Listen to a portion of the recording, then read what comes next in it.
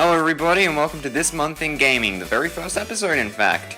I'm going to be looking back at all the games that were released this month, and sadly I don't have a lot to say about them because I didn't really play any games that came out this month.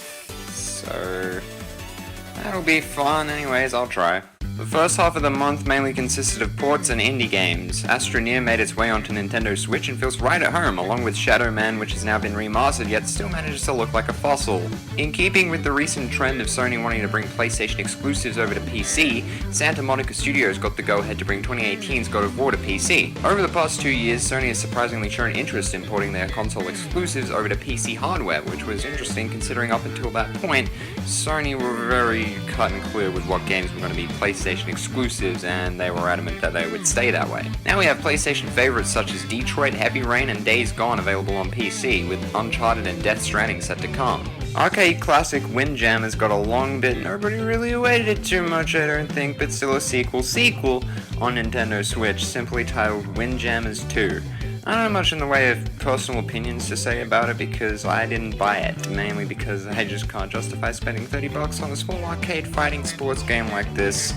I have watched gameplay of it and it looks like fun, but $30 worth of fun? I don't think so. I think I'll just pass on this one. Tom Clancy's Rainbow Six Extraction, another game that I have absolutely nothing to say about. It's the 22nd game, believe it or not, in a franchise based on a book written by the revered Tom Clancy, who I didn't even know about until a bunch of my friends started playing a game called Rainbow Six Siege, and I soon discovered that he had like 30 games attached to his name. I can say that at face value this does look like a first-person shooter, and it does look like it'll be popular, and it does look like it's going to drop in price in the next month. Towards the end of the month, Uncharted Legacy of Thieves collection came out on PS5, which included The Thieves End and The Lost Legacy, the last games released in the Uncharted series. Lost.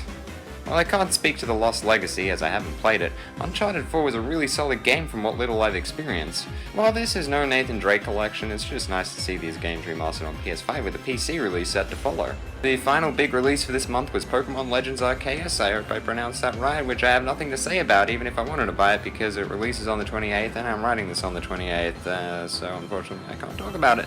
I will however say that this does look like a game about Pokemon. What's interesting to me though is that it's an open world Pokemon game, which is making me a little more likely to buy it.